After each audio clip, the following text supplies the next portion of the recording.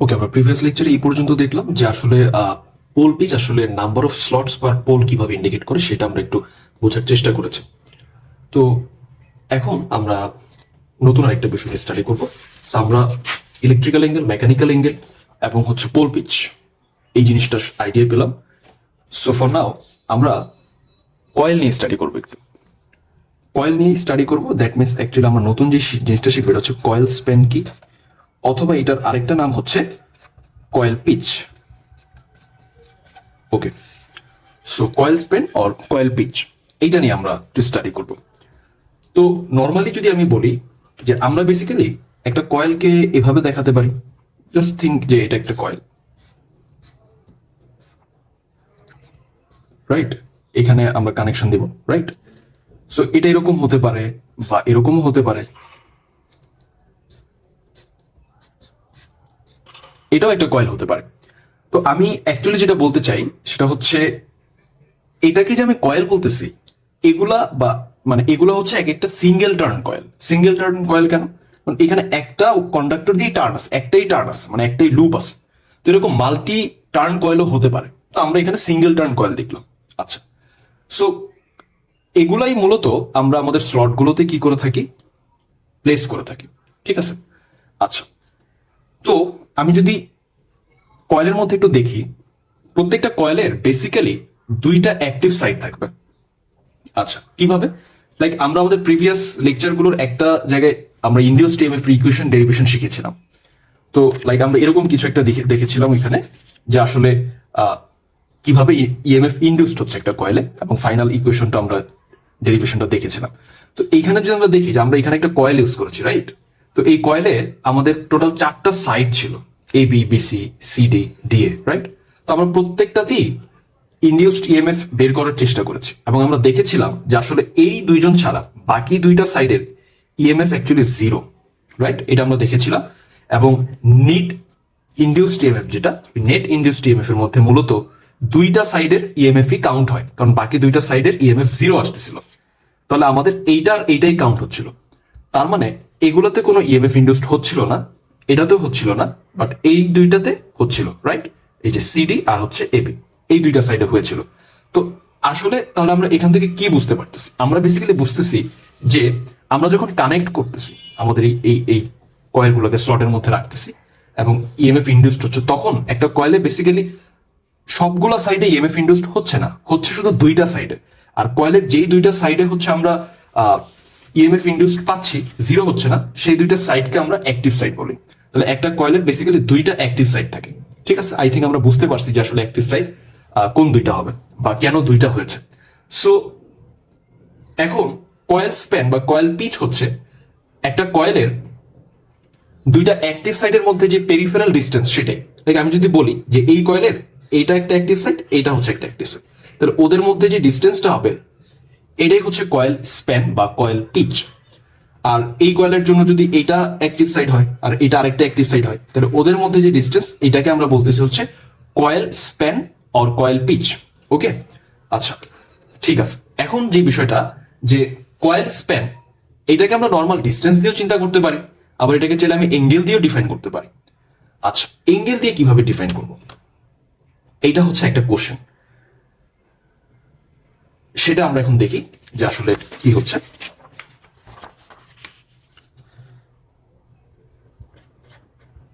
Coil pitch এইটা আসলে pole পিচেরই সমান হয়ে থাকে। আচ্ছা, so what was pole pitch? 360 degree by pole number, right? So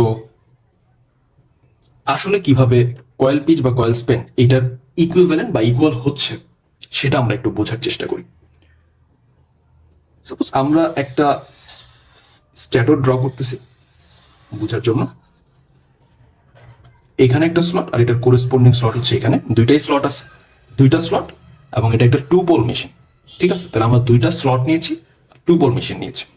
তাহলে in that case pole pitch আসলে কত হচ্ছে? 360 degree by 2, that means 180 degree. Okay, আর আরেকটা ওয়েতে যদি করি, পোল পিচের আরেকটা ফর্মুলা আমরা শিখেছি, S by P, number of slots per pole. ওই ক্ষেত্রে কি আসতেছে? সেটা হচ্ছে যেহেতু দুইটাই স্লট আছে আর পুরো দুইটা চিন্তা করতেছি, তাহলে এটা হচ্ছে 1।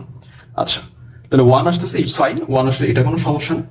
তো এইটা বা এইটা কিভাবে কয়েল পিচের সাথে রিলেট করা যায় সেই জিনিসটা নিয়ে একটু কথা বলি, খুব ঠান্ডা মাথায় বুঝি। আমরা এই যে কয়েলটা দেখেছিলাম, রাইট, এই কয়েলের এই একটা মাথা, এই আর একটা মাথা। তো এই জিনিসটাকে আমরা আসলে এখানে দেখতে পারবো যে ডি টার্মিনাল, যেটা ডি টার্মিনালটাকে আমরা যদি ক্রস সেকশনাল ভিউ দেখি, তাহলে স্লটের মধ্যে এটা হচ্ছে ডি টার্মিনাল এখানে থাকবে। আচ্ছা, আর আমরা যদি দেখি হচ্ছে এই এ টার্মিনালটা, তাহলে এই স্লটে আমরা এ টার্মিনালটাকে দেখতে পারবো। কয়েলটাকে এইভাবে রাখা হয়েছে, তার মানে হচ্ছে এই ডিসি আর এবি সাইড গুলো ঠিক এরকম পারপেন্ডিকুলার আছে পেজের সাথে, রাইট, পেজের যে সারফেস বা ক্রস সেকশন সেটার সাথে পারপেন্ডিকুলার ভেতরে আছে। তো তাহলে আমি যদি এখন বলি যে এইখান থেকে এইখানের যে ডিস্টেন্স এটা ছিল কয়েল স্প্যান, তাহলে আমি এটাও বলতে পারি যে আসলে এই স্লটের সেন্টার থেকে এই স্লটের যে ডিস্টেন্স, এই টোটাল ডায়ামিটারটা, এটাও কিন্তু কয়েল স্প্যানকেই নির্দেশ করতেছে, রাইট? বিকজ এই ডিস্টেন্সটাই তো ওদের দুইজনের মধ্যে ডিস্টেন্স, কারণ এই দিক বরাবর এই যে এরকম খারাপ ভাবেই তো এই দুইটা সাইড অ্যাডজাস্ট করা, তাহলে ওদের ভিতরের ডিস্টেন্স মানেই হচ্ছে আসলে এইটা, right? Okay, so I think বুঝাতে পারছি। তার মানে দুইটা স্লটের মধ্যে ওর করেসপন্ডিং স্লট যেটা, মানে ওর সাথে ওর অপর টার্মিনাল যে স্লট দিয়ে বের হয়েছে, তাহলে ওই দুইটা স্লটের মধ্যে ডিস্টেন্স হচ্ছে কি আমাদের কয়েল স্পেনকে নির্দেশ করতেছে। আচ্ছা, সো আমি যেটা দেখতেছি for two pole machine and two slot আমাদের পোল পিচ আসতেছে 1। আচ্ছা, পোল পিচ যদি 1 হয় তাহলে এটা হচ্ছে আমাদের নাম্বার 1 স্লট, আর একটা স্লট হচ্ছে সেকেন্ড স্লট। তাহলে এইখানে একটা কন্ডাক্টরের বা একটা কয়েলের একটা সাইডকে যদি রাখা হয়, তাহলে আরেকটা সাইড কই যাবে 1+1, কারণ পোল পিচ কত 1। তাহলে আমরা এটা শিখেছিলাম যে 1+1 করে আমি পরে টার্মিনাল কোন দিক দিয়ে আনবো সেটা, তাহলে 1+1 কি 2 ইন্ডিকেট করতেছে, তার মানে একটা এদিক থেকে থাকলে আরেকটা টার্মিনাল এদিক থেকে রাখতে হবে, রাইট? সো এই হচ্ছে আমাদের কনসেপ্ট ছিল পোল পিচ যদি আসে। এখন পোল পিচ দিয়ে আমাকে 1 ইন্ডিকেট করে দিয়েছে, তাহলে দুইটা স্লট ফিক্সড হয়ে গেল আমার। তাহলে ওদের মধ্যে যে ডিস্টেন্স এটাই কি, তার মানে কয়েল স্পেন ছিল, একটু আগে আমরা এটা বললাম। তাহলে পোল পিচ 1, দ্যাট মিনস 1+1, তাহলে একটা 1-এ থাকবে আর একটা টার্মিনাল 2-তে থাকবে। আর এই দুইটা সাইড, কয়েলের দুইটা সাইড, এই একটা 1 নম্বর স্লটে আর একটা হচ্ছে 2 নম্বর স্লটে, এই দুইজনের মধ্যে ডিস্টেন্সটাই তো হচ্ছে কয়েল স্পেন। তাহলে পোল পিচ দিয়ে কিন্তু আলটিমেটলি কয়েল স্পেনটাও ফিক্সড হচ্ছে, কারণ আমি স্লট দুইটা ডেফিনিট করতে পারতেছি, ফিক্সড করতে পারতেছি। দেন ওই স্লট দুইটার মধ্যে ডিস্টেন্স জানলে আমাদের কয়েল স্পেন চলে আসতেছে। আর in case of degree, degree দিয়ে যদি এঙ্গেলে যদি এক্সপ্রেস করতে চাই, তাহলে পোল পিচের এঙ্গেলটাই কিন্তু আসলে হবে, কারণ এই দুইটা স্লটের মধ্যে একটা 180 ডিগ্রি এঙ্গেল ডিফারেন্স আমরা চিন্তা করতে পারি। তো এঙ্গেল দিয়ে যদি বোঝায়, তাহলে কয়েল পিচকে আসলে পোল পিচের সাথেই কম্পেয়ার করে চিন্তা করা যায়, এটাকে 180 ডিগ্রি চিন্তা করা যাবে। আচ্ছা, আমরা যদি ফোর পোল মেশিনের জন্য বলি, তাহলে কি হইতো আসলে একটু দেখি যে আসলে 4 পোল মেশিনের জন্য যদি বলতাম তাহলে কি হইতো। সাপোজ আমাদের এখনো স্লট হচ্ছে 2টা, সাপোজ, তাহলে আমাদের পোল পিচ কত আসতেছে 360 ডিগ্রি বাই 4, দ্যাট মিনস কত হবে এটা 90 ডিগ্রি। সো কেউ যদি এখন মনে করে যে এখানে একটা কন্ডাক্টরের একটা টার্মিনাল বা একটা কয়েলের একটা টার্মিনাল রেখেছি আরেকটা এখানে দিয়ে দেবো, তাহলে হবে না, বিকজ আমরা দেখতেছি এটা 90 ডিগ্রি আসতেছে। সো এটার সাথে 90 ডিগ্রি ডিফারেন্সে এইখানে ঠিক মাঝামাঝি, আমি জাস্ট এক্সিসটা দেখাই যে এইখানে রাখতে হবে, রাইট, এই দুইটার মধ্যে রাখতে হবে, ঠিক আছে? সো এখানে যদি এ থাকে, এখানে থাকতে হবে এ প্রাইম, মানে একটা টার্মিনাল যদি এ হয়, ওই কয়েলের আরেকটা টার্মিনাল এ প্রাইম হলে এই এ প্রাইম এই দুইজনের মধ্যে থাকতে হবে।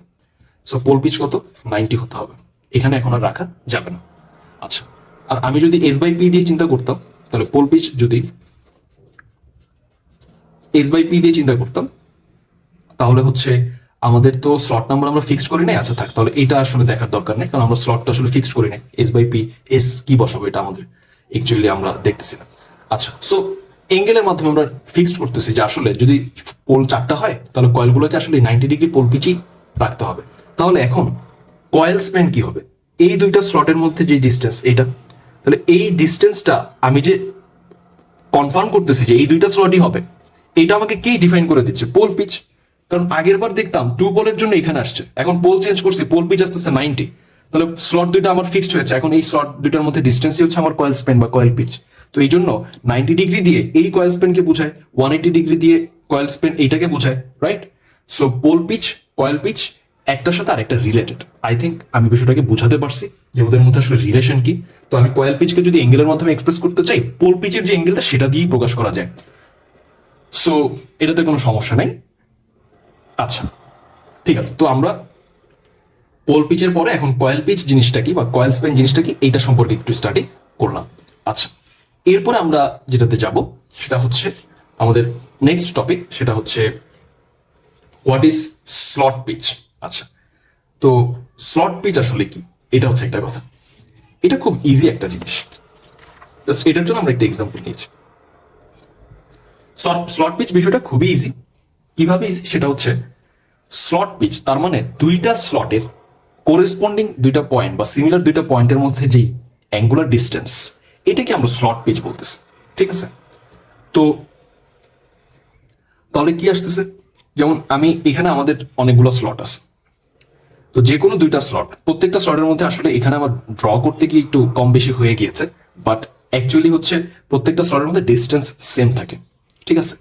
তো তো যে কোনো দুইটা স্লট মানে পাশাপাশি বা অ্যাডজাসেন্ট দুইটা স্লটের সেন্টার টু সেন্টার যে গ্যাপটা, অ্যাঙ্গুলার ডিস্টেন্সটা, এটাকে আমরা বলতেছি হচ্ছে কি স্লট পিচ।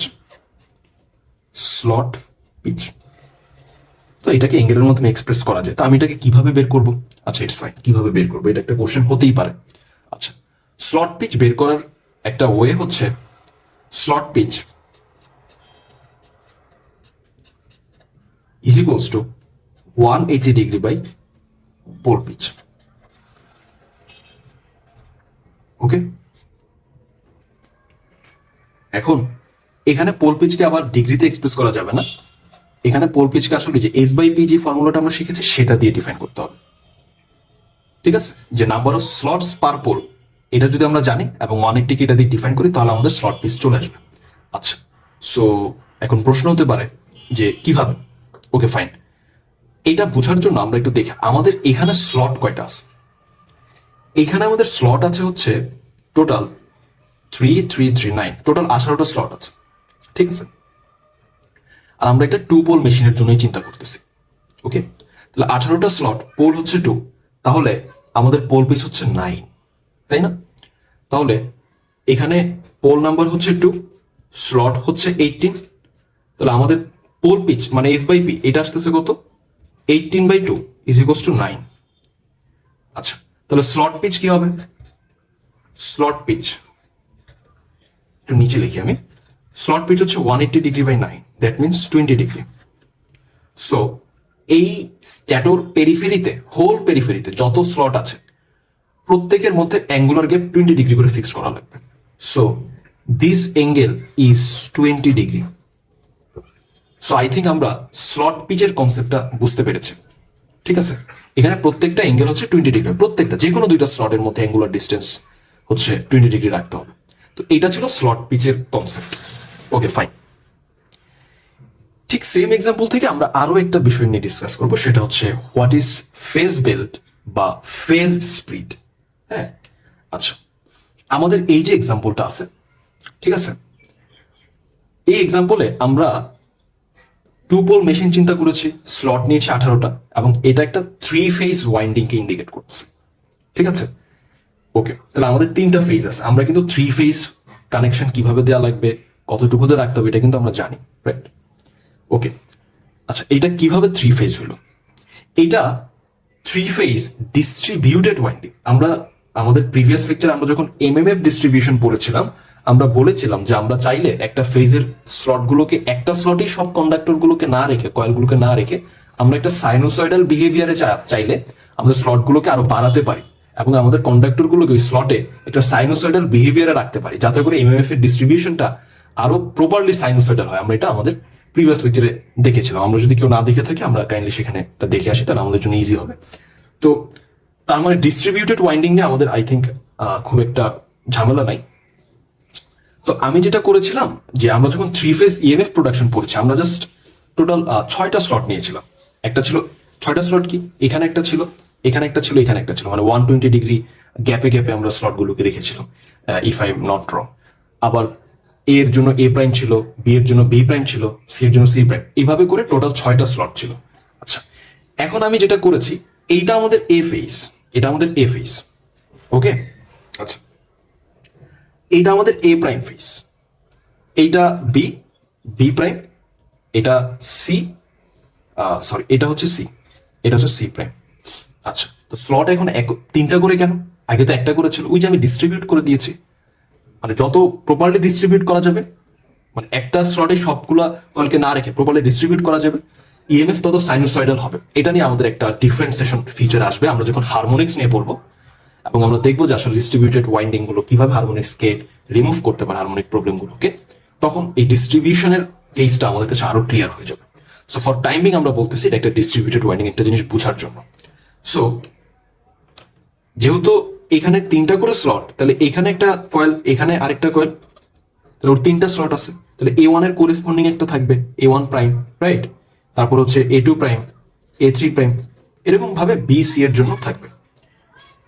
তো এখন আমার কথা হচ্ছে ফেজ স্প্লিট জিনিসটা কি, বা ফেজ বেল্ট জিনিসটা কি? আমরা যখন মাল্টি ফেজ বা পলিফেজ ওয়াইন্ডিং ইউজ করতেছি, মানে একটা ফেজ না, মানে একসাথে একের বেশি থাকবে ফেজ, যেমন আমরা এখানে থ্রি ফেজ এক্সাম্পল নিয়েছি, তাহলে একটা ফেজের সাথে অ্যাসোসিয়েটেড যতগুলো স্লট আছে তাদেরকে একত্রিত করে ওদের যে পোর্শনটা ডিভাইড করে দেয় ইকুয়ালি, প্রত্যেকে কিন্তু ডিভাইড করে দেয়, এই যে অ্যাঙ্গেলটা এবং এই যে অ্যাঙ্গেলটা, এগুলো কিন্তু সেম, প্রত্যেকটার জন্যই সেম। তাহলে আমি ঠিক এইখান থেকে এই পর্যন্ত এটাকে আমি বলতেছি হচ্ছে ফেজ বেল্ট বা ফেজ স্প্লিট।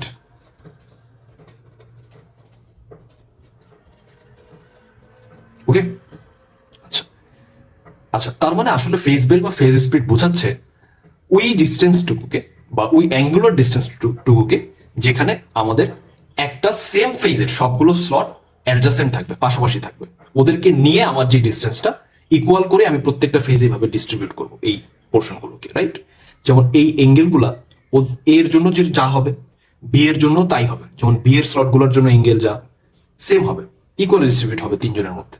তাহলে এইখানে ফেজ বেল্টের কথা যদি বলি, তাহলে for three phase, phase belt হচ্ছে আসলে কত করে হচ্ছে, তাহলে 60 ডিগ্রি করে, রাইট? তিনজনের মধ্যে ডিস্ট্রিবিউট হবে। তো এটার সবচেয়ে ইজি ওয়ে হচ্ছে, আমি কিভাবে এটা ডিফাইন করব, ইজি ওয়ে হচ্ছে যে ফেজ বেল্ট বা ফেজ স্প্লিট হচ্ছে 180 degree by phase number, phase number, ঠিক আছে?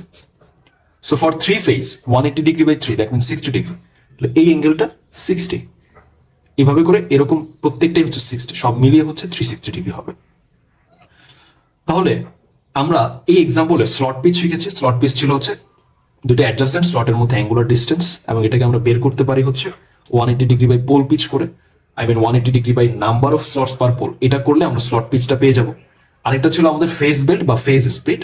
তো একটা ফেজের সাথে অ্যাসোসিয়েটেড সবগুলো স্লটকে নিয়ে আমাদের যে পোর্শন, ওই অ্যাঙ্গুলার গ্যাপটাকে বা ওই অ্যাঙ্গুলার ডিস্টেন্সটাকে আমরা বলতেছি হচ্ছে ফেজ বেল্ট বা ফেজ স্প্লিট। আমরা এখানে ডিনোট করে দিয়েছি আসলে কি। তো আমাদের এখানে ফেজ স্প্লিট তিনটা ডিফারেন্ট আছে, বা আমরা যদি বলি প্রত্যেকটা ফেজ স্প্লিটই আসলে এক মানে সেম অ্যাঙ্গেলকেই রাখতেছে। সো সেই ক্ষেত্রে হচ্ছে ফেজ বেল্ট ফেজ স্প্লিট এটার একটা জেনারেল ফর্মুলা হচ্ছে 180 ডিগ্রি বাই ফেজ নাম্বার। তো এটা করলে আমাদের চলে আসবে। যেমন থ্রি ফেজের জন্য আমরা তো বেসিক্যালি থ্রি ফেজ নিয়েই কাজ করবো, তাহলে থ্রি ফেজের জন্য আসলে সবসময় ফেজ বেল্ট 60 ডিগ্রি হবে, 180 ডিগ্রি বাই 3 করলে আমরা 60 ডিগ্রি পাবো। তো এটার মধ্যে চাইলে আমরা আরো বড় ডায়ামিটার নিতে পারি, রাইট? আমাদের স্ট্যাটর আরো বড় ডায়ামিটার, কারণ আমি চাচ্ছি যে না, আমি আরো ডিস্ট্রিবিউটেড ওয়াইন্ডিংস এর কনসেপ্টের উপর ডিপেন্ড করে আমি আরো স্লট দিব। এর মধ্যে তিনটা স্লট দিয়ে হবে না, আমার আরো অনেক স্লট দিতে, আমাকে এই ডায়ামিটার আরো বড় করতে হবে, বাট ফেস বেল্ট 60 ডিগ্রি রাখতে হবে। তখন এখানে আরো ডায়ামিটার বড় করলে আরো জায়গা তৈরি হয়ে যাচ্ছে। ফেস বেল্ট 60 ডিগ্রি আছে থ্রি ফেজের জন্য, বাট ওই 60 ডিগ্রির গ্যাপের মধ্যেই এর সাথে অ্যাসোসিয়েটেড স্লটগুলোকে রাখতে হবে। আবার পরের 60 ডিগ্রিতে আবার বি এর অ্যাসোসিয়েটেড কি রাখতে হবে, স্লটগুলোকে রাখতে হবে। আমি এরটা বা এই ফেজের কানেকশন আবার এই বি এর কানেকশন মানে স্লটের মধ্যে সেটার কানেকশন দিতে পারবো না। সো ফেজ বেল্ট আমাকে সেই বাউন্ডারিটা তৈরি করে দিচ্ছে যে আমার একটা ফেজের জন্য কতটুকু গ্যাপ বা আমি জায়গা কতটুকু পাচ্ছি, ওইটার মধ্যে ওর সবগুলো স্লট থাকবে, ওর সাথে অ্যাসোসিয়েটেড যে স্লটগুলো আছে। সো আই থিঙ্ক আমাদের ফেজ বেল্ট সম্পর্কে আইডিয়া হয়েছে। সো আমরা আর্মেচার ওয়াইন্ডিং এর সাথে আই মিন স্ট্যাটর স্লটস বা ওয়াইন্ডিং যেটাই বলি, সবগুলোর সাথে রিলেটেড কিছু টার্ম শেখার চেষ্টা করেছি। আমরা ইলেকট্রিক্যাল এঙ্গেল, মেকানিক্যাল এঙ্গেল বিষয়টা কি এটা একটু বোঝার চেষ্টা করেছি। তারপর আমরা পোল পিচ জিনিসটাকে কি বোঝায় সেটাও বোঝার চেষ্টা করলাম। দেন কয়েল পিচ বা কয়েল স্পেন কি, স্লট পিচ কি, অ্যান্ড ফেজ বেল্ট কি, এই ছোট ছোট টার্মগুলো আমরা আমাদের ওয়াইন্ডিং এর সাথে মানে রিলেটেড কিছু টার্ম, সো এগুলো আমরা শিখেছি এবং এগুলো অবশ্যই important. So that's for today session. আমরা পরের সেশনে আমাদের আবার দেখা হচ্ছে।